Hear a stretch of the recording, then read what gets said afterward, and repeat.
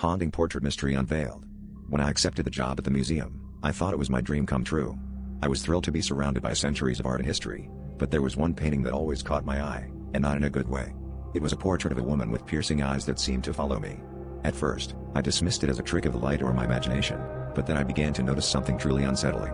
Each day, the woman's gaze seemed to shift slightly, her eyes no longer fixed on the viewer but slowly turning, focusing more intently on me. As the days turned into weeks, my unease grew. I asked my colleagues if they noticed anything strange, but they just laughed it off, saying the museum was full of stories like that.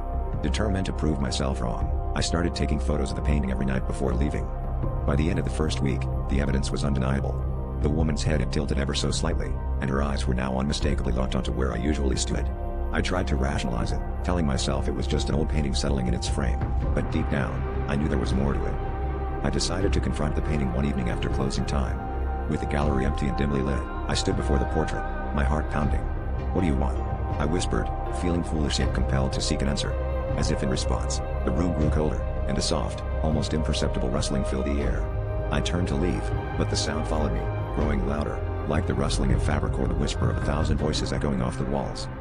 The next morning, they found me huddled in the corner of the gallery, clutching my phone, with the last photo I had taken displayed on the screen.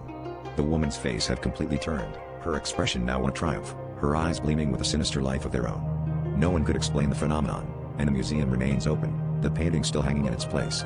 But I know better. I left the job, but the feeling of being watched has never left me, and I can't shake the feeling that somewhere, somehow, she's still watching, waiting for her next move.